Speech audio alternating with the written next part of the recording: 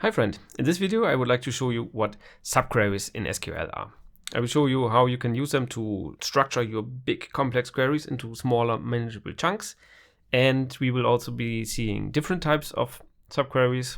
Scalar and multi-row are the keywords here. We will also be looking at a rather complex topic of correlated and uncorrelated subqueries and what they are. And finally, we will be looking at CTEs, common table expressions that help you structure your queries even more clear and maintainable. To fully understand this tutorial, you would need to understand basic select. You would understand how to filter your data using where, and grouping and aggregating your data, and joining. If you're not yet familiar with those topics or need a refresher, in the description down below is a link to a free course that I have created, which you might want to take first.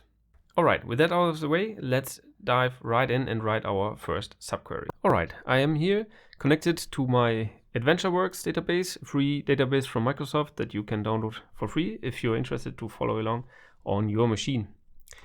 Anyway, let's select some data from this database. So we have list price, and then in here we have a table in the production scheme called product. And for now, let's start with an example which is not a subquery yet, but rather a hard-coded list of some product IDs that I searched for before. And if I run this, I get a list of 3 products. And this hard-coded list is something where we could also add now our subquery. So instead of hard-coding these values, I will go in here inside of these parentheses, and here I can add a subquery. I will indent it a little bit like this so it's easier to understand. But in here, a subquery is just add another query within this query. And here I can query anything I want, as always. And in this case, what I'm doing here is order quantity bigger 10. Here we have our first query, including a subquery. This is my inner query. If I execute this, I can run this part without the rest of the query, and here I get product IDs from the table sales order detail, which were ordered more than 10 times. These are the product IDs. I have them here.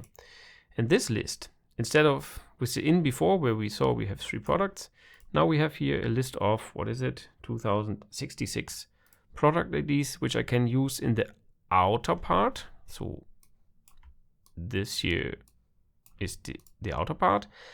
Here I can use it as my input for this where condition. Running this, I have now a list of 144 rows because there were some duplicates in here, and that's our first small little subquery. So outer query, inner query, all this together is our subquery that we were using. We can also use subqueries in our select list. So maybe we want to add another column here. And in this case, I have to open and close parentheses. And in here, I can write another subquery. Maybe I want to see the number of sales order detail.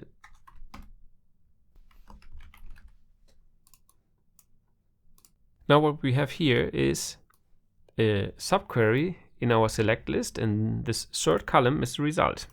For all the rows, it shows the same value. So in the end, this value gets multiplicated into all the rows that we have here before. Not very useful in this case, but possible. So you can add subqueries inside of your select list. Something I rarely do, but it's possible. We can also use subqueries to join to a subset of a table. Let me paste in a query here, and run this one. Let's see what we have here. So we have an outer table, our employee table from the human resources schema, and then we inner join it to the result of a subquery. In this subquery, we query from our sales orders the salesperson, the order date, and the total due amount for the year 2014. And this result is treated then as a table for our join. And here we join from the employee table to the result of this subquery. And in the end, we are in the outer query, in the whole query, we are interested in the business entity ID and the job title from the employee, and the order date and the total due from our subquery, joined on the business entity ID equals to salesperson ID. This is in the end how the IDs are set up in this demo database. So this is a very powerful. So while possible, this is probably not complicated enough for me that in reality I would use a subquery. Let's see how we can write the same query without a subquery. So this one is equal without a subquery. We just move the where condition of 2014 to the where area of the whole query. But when we have a complex subquery condition, then it gets different. Unfortunately, I have to show you now a rather complex query. In this case, we want from our sales orders only the ones in 2014, but also grouped by the salesperson, the ones who have more than 20 orders. Let's run this. And then we see our salespersons and the number of orders that they were responsible for, or some orders were not managed by a salesperson. And then this result we take again to join it to an employee table. And here for the first time we can really see where the subquery shines. This is a rather complex logic that we have here, and we have it nicely separated from the rest of the query. If I would go ahead and rewrite this logic without a subquery, this looks complicated. While shorter, yes, we have less rows, but now we have mixed the join of the employee to the sales order with this grouping logic, where now we also need to group by the parts from the employee table, because this is how grouping works if we want later to have a count here. If I execute this, we get the same result, but this one much more complicated to understand than this one, where we have this complex logic nicely separated from the rest of the query. And also, as you see, when I mark it here, I can run the individual parts and see the result. This is not possible here. When I look at this query, I need to first fully understand what's going on, and I cannot really divide and conquer the logic, seeing what happens here. This is the big benefit of our subqueries. Now let's talk about scalar and multiple row subqueries and what that is. Here I have a query. Let me structure it a little different so we can easier see what it is. We have our products. From them we have the name and the list price, and then overall the average list price over all products.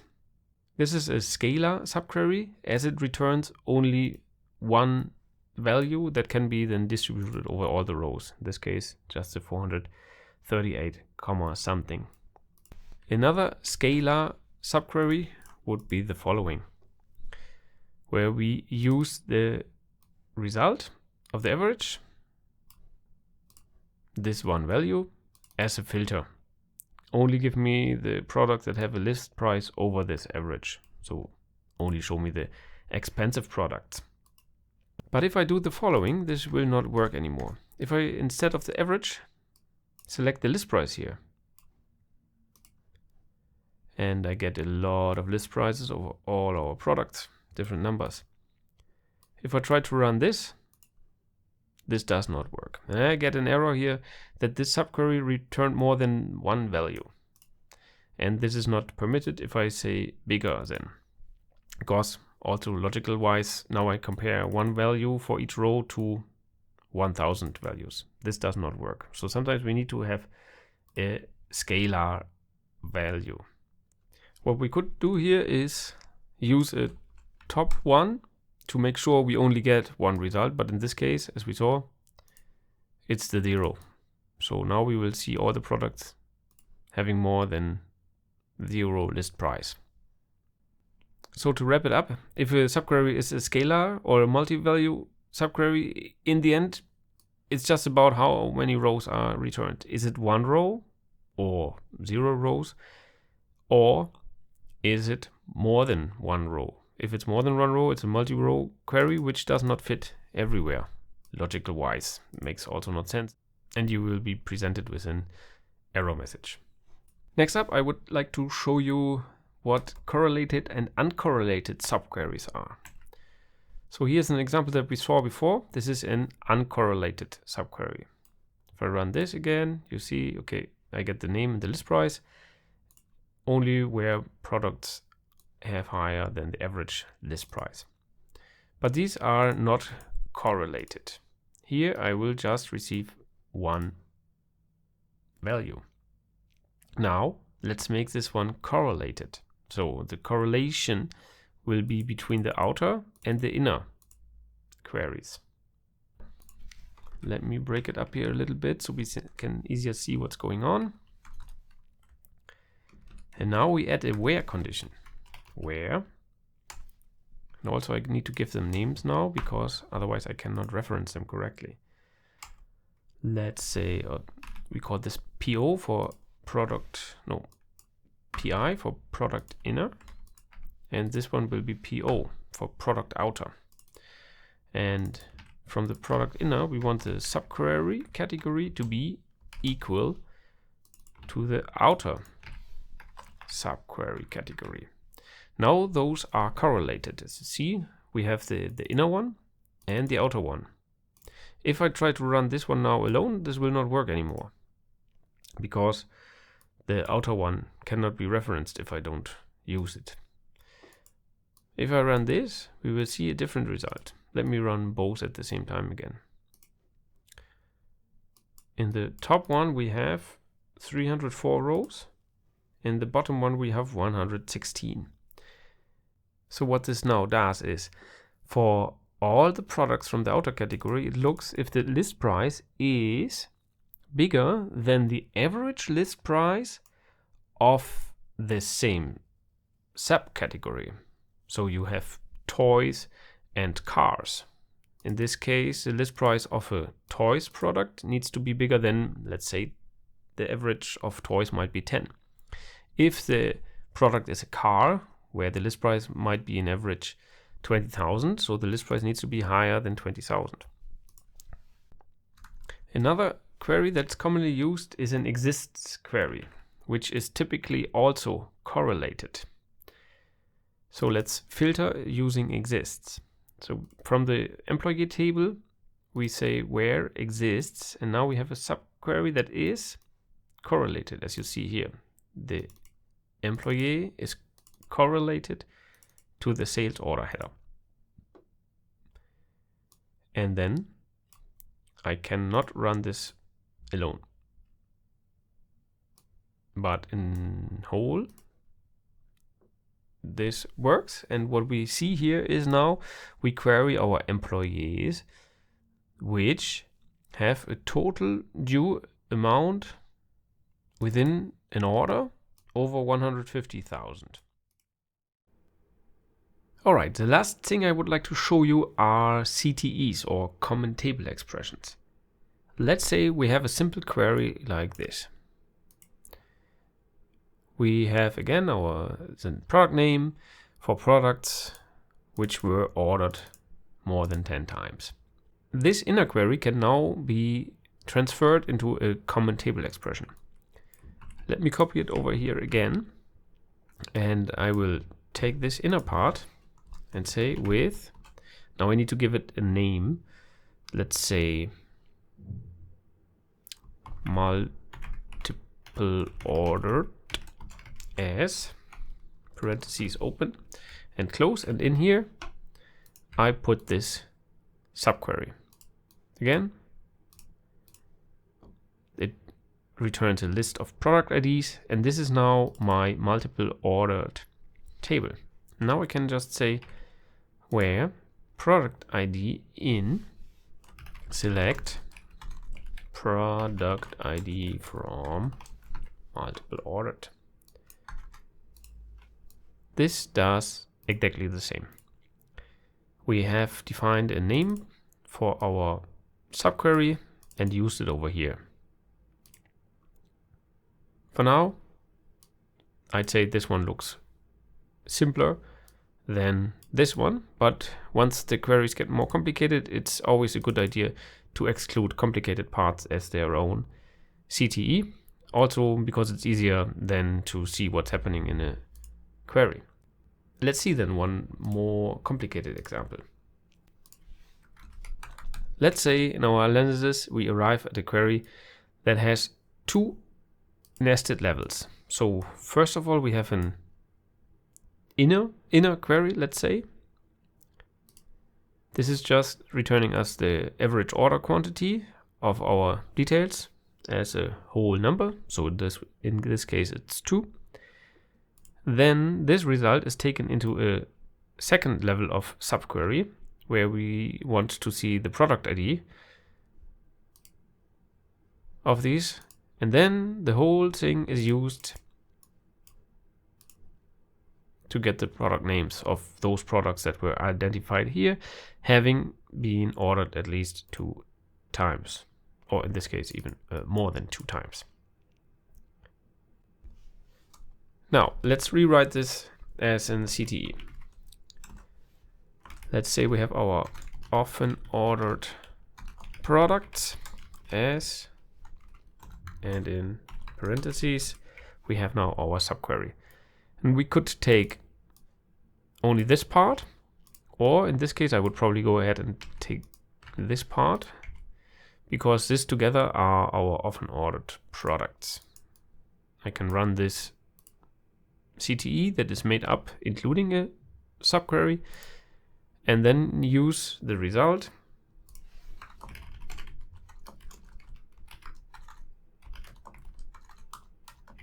select name from production.product.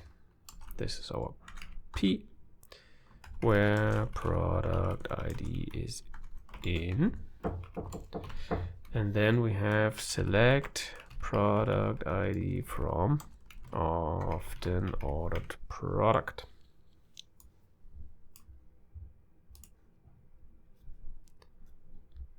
And it should be production.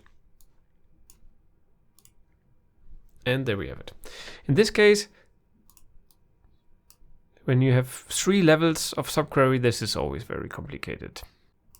And with this CTE, you can make it clearer what's happening. All right, and this wraps up the tutorial for the subqueries. I hope you could take some value out of it. I know it's quite complicated, and also explaining it is a little rough sometimes, as especially with those correlated subqueries. It's not easy to understand and also not easy to explain, but so I'd like to encourage you to use subqueries.